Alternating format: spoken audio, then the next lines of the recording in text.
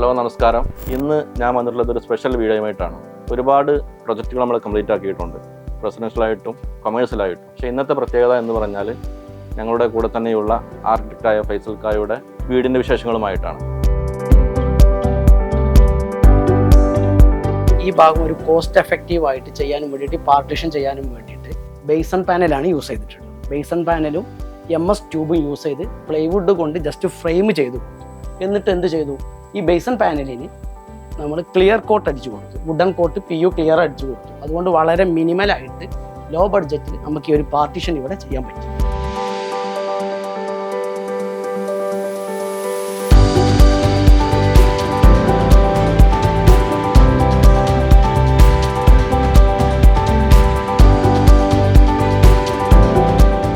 ഈ ഭാഗം കോണിയുടെ താഴ്ഭാഗം നമ്മൾ മാക്സിമം യൂസ് ചെയ്യാനും വേണ്ടിയിട്ട് ഇൻവെർട്ടർ ഈ ഭാഗത്തേക്ക് കൊടുത്തു. അതേപോലെ തന്നെ ഇവിടെ ഒരു ലൈം ഫിനിഷുള്ള ടെക്സ്ചർ കൊടുത്തു.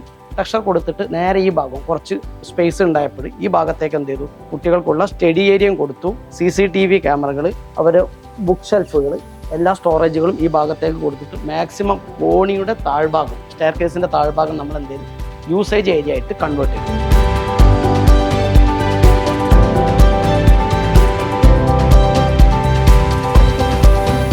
ഒരു സ്പേസ് നമ്മളൊരു ഫാമിലി സിറ്റിംഗ് ഏരിയ ആയിട്ടാണ് കൺവേർട്ട് ചെയ്തിട്ടുള്ളത്. ആ ഭാഗത്തേക്ക് എന്ത് ചെയ്തു, കോമൺ ബാത്റൂമാണ് അതിൻ്റെ അടുത്തുള്ളത്.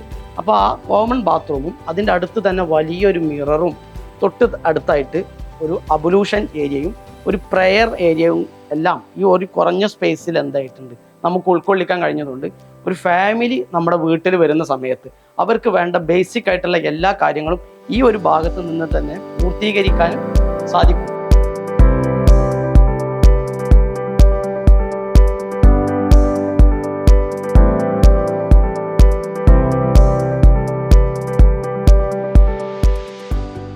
അതേപോലെ ഡൈനിങ് ഏരിയ ഞാൻ സെറ്റ് ചെയ്തിട്ടുള്ളത് കിച്ചണുമായിട്ട് വളരെ ആക്സസ് ആയിട്ടാണ്. ഈ ഡൈനിങ് ഏരിയയിൽ ഇരിക്കുമ്പോൾ തന്നെ നമുക്ക് പുറത്തേക്കുള്ളൊരു വിഷൻ കിട്ടാനും വേണ്ടിയിട്ട് വലിയൊരു വിൻഡോ കൊടുത്തു. അതിൻ്റെ അടുത്ത് ഷീർ കർട്ടനൊക്കെ കൊടുത്തു. പ്രൈവസി നൽകി. എന്നാൽ പുറത്തേക്കുള്ള വിഷനും വേണ്ടിയിട്ട് വലിയൊരു വിൻഡോസും അവിടെ പ്രൊവൈഡ് ചെയ്തു.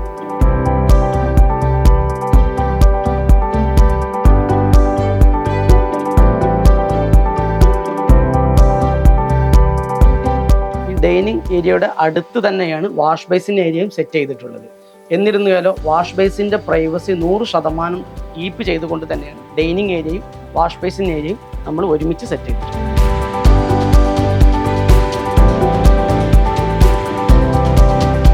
അതേപോലെ വലിയ കിച്ചൺ ആകുമ്പോൾ ക്ലീനിങ് നമുക്ക് വലിയൊരു പ്രയാസമാകും എന്ന് മനസ്സിലാക്കി 120 സ്ക്വയർ ഫീറ്റിൽ ആണ് നമ്മൾ എന്തായിട്ടുള്ളത് കിച്ചൺ ക്രിയേറ്റ് ചെയ്തിട്ടുള്ളത്.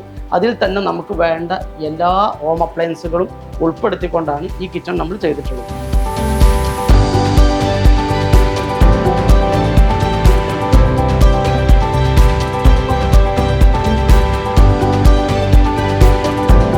കിച്ചണിൻ്റെ മെറ്റീരിയൽ എന്ന് വെച്ചാൽ WPC മെറ്റീരിയൽ, PVC ലാമിനേറ്റ് കൊടുത്തിട്ടാണ് കിച്ചൺ ഫിനിഷ് ചെയ്തിട്ടുള്ളത്. കിച്ചണിൻ്റെ ടോപ്പ് യൂസ് ചെയ്തിട്ടുള്ളത് 16 mm തിക്നെസ് ഉള്ള ടൈലാണ് കിച്ചൺ ടോപ്പായിട്ട് യൂസ് ചെയ്തിട്ടുള്ളത്. അതുകൊണ്ടെല്ലാം കിച്ചൺ എന്താ ഒരു ബഡ്ജറ്റിലേക്ക് എനിക്ക് കൊണ്ടുവരാൻ കഴിഞ്ഞു.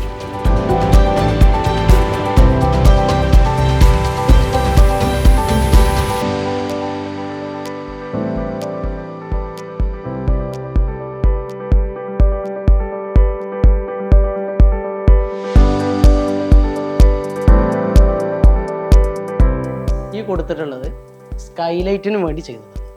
അത് ഇങ്ങനെ ഹൊറിസോണ്ടലായിട്ടും വെർട്ടിക്കലായിട്ടും നമ്മൾ ചെയ്തിട്ടുണ്ട്. അതുകൊണ്ട് ഡേ ടൈം ഫുള്ളായിട്ട് സ്കൈലൈറ്റ് വീട്ടിൻ്റെ ഉള്ളിൽ ഉണ്ടാകുന്ന കാരണത്താൽ വീട്ടിൻ്റെ ഉള്ളിൽ പകൽ സമയത്ത് ഒരു ലൈറ്റ് പോലും യൂസ് ചെയ്യേണ്ട ആവശ്യം എനിക്ക് വരാറില്ല.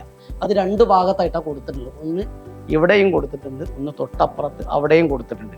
പിന്നെ സ്റ്റെയർ ചെയ്തിട്ടുള്ളത് കരിവാക വുഡിലാണ് ചെയ്തിട്ടുള്ളത്. കോൺക്രീറ്റിൽ സ്റ്റെയർ ചെയ്ത് കരിവാക വുഡ് യൂസ് ചെയ്തിട്ടാണ് അതിൻ്റെ സ്റ്റെപ്പുകളൊക്കെ നമ്മൾ ഡിസൈൻ ചെയ്തിട്ടുള്ളത്.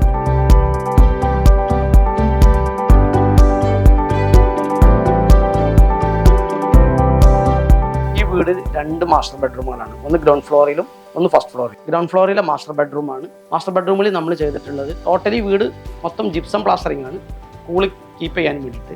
ഫോൾ സീലിംഗിനാണെന്നുണ്ടെങ്കിൽ പ്ലാസ്റ്ററിങ് ചെയ്യാതെ ടോട്ടലി ജിപ്സം സീലിംഗ് ചെയ്തു. അതേപോലെ തന്നെ കുറഞ്ഞ ഭാഗത്തേക്ക് ടെക്സ്ചർ കൊടുത്തു. വാളിലും ഹൈലൈറ്റ് ചെയ്യാനും വേണ്ടി ടെക്സ്ചർ കൊടുത്തു. ഫർണിച്ചറുകൾ യൂസ് ചെയ്തിട്ടുള്ള മെറ്റീരിയലുകൾ WPCയും അതേപോലെ തന്നെ പ്ലൈവുഡ്, അതിൽ ലാമിനേറ്റ് ഫിനിഷും കൊടുത്തു. അതേപോലെ നമ്മളിപ്പോൾ വിൻഡോക്കൊക്കെ റോമൻ കർട്ടനാണ് എല്ലാ വിൻഡോ ടോട്ടലി യൂസ് ചെയ്തത് ബെഡ്റൂമുകളിൽ കൊടുത്തു.